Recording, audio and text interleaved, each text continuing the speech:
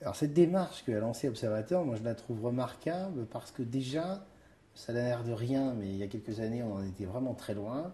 Ça signifie qu'il y a des gens dans l'industrie aérienne qui disent qu'il y a un problème. Alors qu'ils disent, voilà, quand on prend l'avion, on émet du CO2, comme tout un tas d'autres industries d'ailleurs, et on ne peut pas dire qu'on représente que 3% des émissions de CO2 mondiales, on doit dire aussi qu'on en émet, et qu'on en prenne conscience et puis qu'on agisse. Donc déjà ça, déjà que des acteurs de l'industrie disent pas, c'est pas moi, c'est les autres, regardez la SNCF, pourquoi on les met toujours en avant, alors qu'en réalité, chacun doit regarder midi à sa porte sur la problématique du CO2, je trouve que c'est déjà une démarche qui est remarquable. Accepter qu'il y a un problème et qu'on doit en prendre conscience.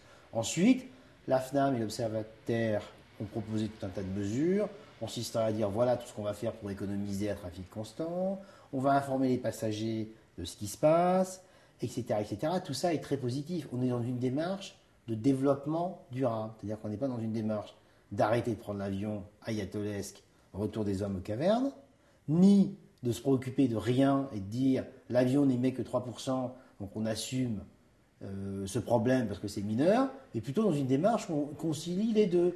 On fait du développement, mais on essaie de le faire intelligemment.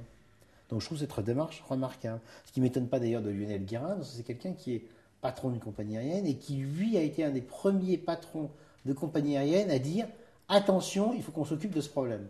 Plutôt que d'ailleurs de subir le problème, parce qu'il va nous tomber dessus.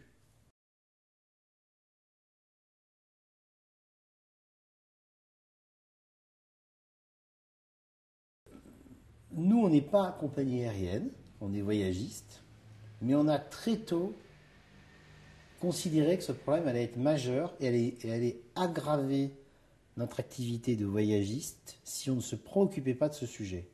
Donc ça fait longtemps qu'on fait beaucoup de choses.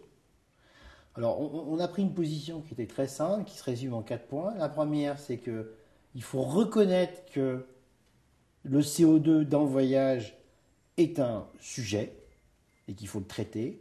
Le deuxième, c'est qu'il faut faire un maximum de choses pour un trafic constant économisé. Donc pression sur les aéroports, pression sur les routes aériennes et les contrôles aériens, pression sur le ruling des aéroports qui sont très fortes, et je dirais prise de parole institutionnelle, ce qu'on a énormément fait pour sensibiliser le monde de l'aérien, ce qui globalement a bien fonctionné.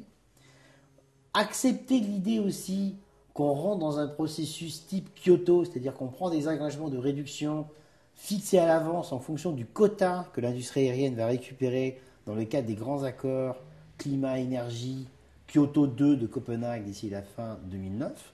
Donc rentrer dans un processus où on accepte de dire voilà, on a droit à tel quota et on doit respecter ces quotas. C'est une deuxième chose qui me paraît cruciale.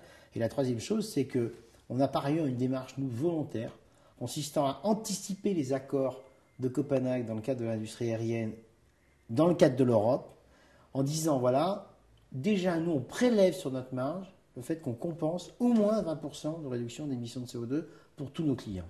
Ça, c'est pour nous déjà fait depuis à peu près 18 mois. Et puis, dernière chose, en ce qui nous concerne, nous, entreprises, et non pas donc nos clients, on compense intégralement nos voyages d'avion interne à 100% cette fois-ci.